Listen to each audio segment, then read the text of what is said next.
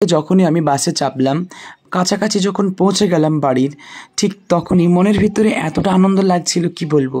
এতটা দূরত্ব রাস্তা আমি কখনো একা যাইনি, আমি একা পৌঁছে গেলাম, তাও আবার টিকিট ছাড়া, এত প্রচণ্ড গরমের মধ্যে। পরীক্ষা ভালো হয়েছে, কাছাকাছি পৌঁছে গেছি, মনে আনন্দ লেগেছে।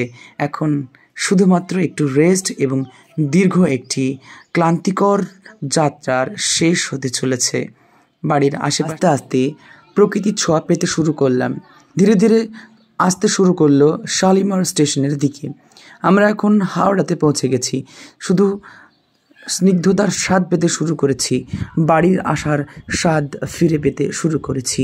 আমরা এখান থেকে আমাদেরকে এখনও যেতে হবে প্রায় 5 ঘন্টার রাস্তা। জাস্ট শালিমার স্টেশনের দিকে আমরা এখন জাস্ট ঢুকে যাচ্ছি।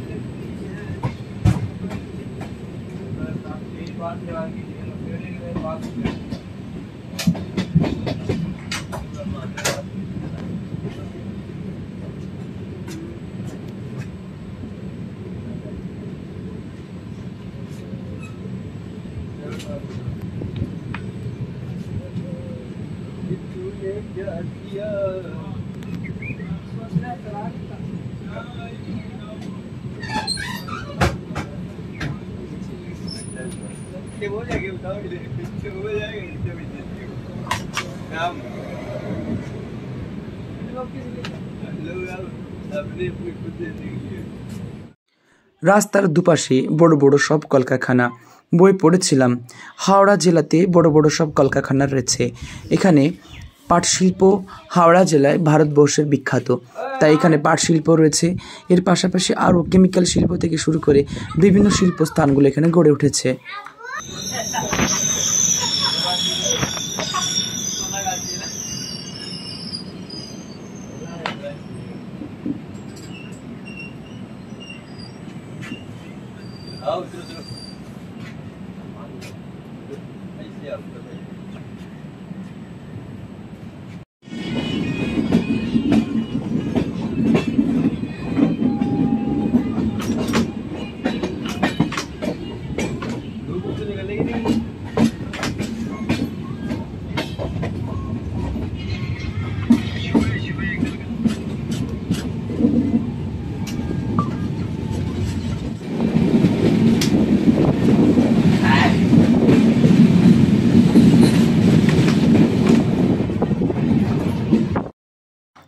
এটি হলো শালিমার স্টেশন।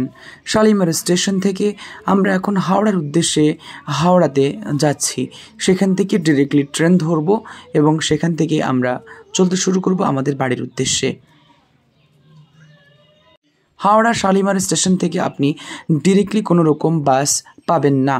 ডিরেক্টলি বাস পেতে গেলে আপনাকে টোটো ভাড়া করতে হবে। টোটো ভাড়া, আমরা 3 জন ছিলাম, আমাদেরকে টোটো ভাড়া নিয়েছিল 40 টাকা করে। তো 40 টাকা করে 3 জন 120 টাকা নিয়ে আমাদেরকে পৌঁছে দিল বেশ দূরত্ব হাওড়া স্টেশনে। আমরা এখন হাওড়া স্টেশনের দিকেই যাচ্ছি। এটি হলো হাওড়া ব্রিজ, সবাই জানে, ভারতবর্ষের পেহচান, ভারতবর্ষের শান। আমরা এখন ধীরে ধীরে হাওড়া ব্রিজে পৌঁছে গেছি, বাসের মধ্যে চেপে গেছি। এখন বাস হাওড়া ব্রিজের তল দিয়ে ধীরে ধীরে শিয়ালদার উদ্দেশ্যে রওনা দিচ্ছে। এই হলো কলকাতা শহর। এখানে এসেই অনেকটা শান্তি পেলাম। কলকাতা শহর অন্তত হাওড়া থেকে, পাটনার থেকে অনেকটাই, বিহার থেকে কলকাতা অনেকটাই শীতল। কেননা কলকাতা যেহেতু নিকটবর্তী সমুদ্রের ধারে রয়েছে এবং পাটনা রয়েছে আরও অন্তরে, সে কারণে সামুদ্রিক প্রভাব সেখানে তেমন পড়ে না। শীতকালে প্রচণ্ড শীত হয়, অর্থাৎ চরমভাবাপন্ন আবহাওয়া বিরাজ করে পাটনাতে, যেটি খুবই কষ্টকর। ওখানকার আবহাওয়া পরিবেশ সত্যি টিকে থাকা বেশ কষ্টকর, তবে মানুষগুলো সেখানকার বেশ ভালো। এখন আমরা হাওড়ার হুগলি নদী পার করে ধীরে ধীরে শিয়ালদা স্টেশনের দিকে রওনা দিচ্ছি।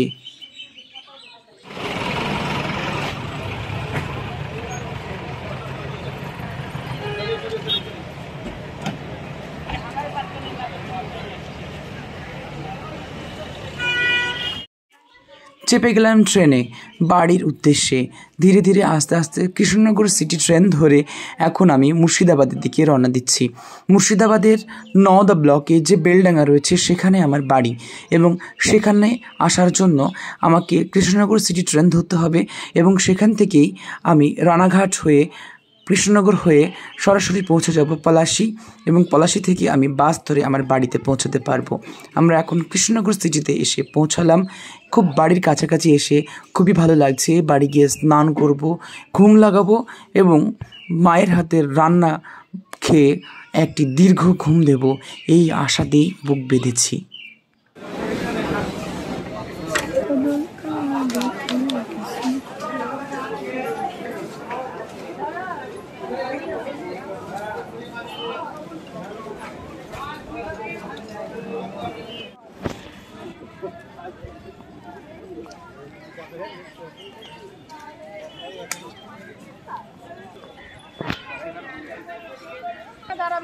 আমি তো এখানে দাঁড়াচ্ছি।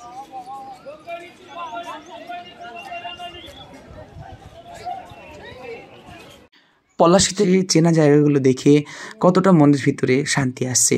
তো এইভাবে আমি বিহার টেট 17 তারিখ থেকে পুরোপুরি 18 তারিখ, 19 তারিখ এবং 20 তারিখে বাড়ির উদ্দেশ্যে রওনা দিয়ে খুবই ভালো লাগছে। বিহার যাত্রা খুবই ভালো লাগলো, যেহেতু ক্লান্তকর পরিবেশ, পুরোপুরি মুখ দেখানোর মতো পরিস্থিতি ছিল না বলে এই ভ্লগে আমি মুখ খুব একটা দেখাইনি। তো যাই হোক, বাড়ির কাছাকাছি পৌঁছে আমার খুব ভালো লাগছে। এইমাত্র আমি পৌঁছে যাব। বিহার টেটের যাত্রা, পাটনা যাত্রা এখানে শেষ হলো। ভিডিওটি ভালো লাগলে অবশ্যই লাইক অ্যান্ড সাবস্ক্রাইব করে পাশে থাকবেন।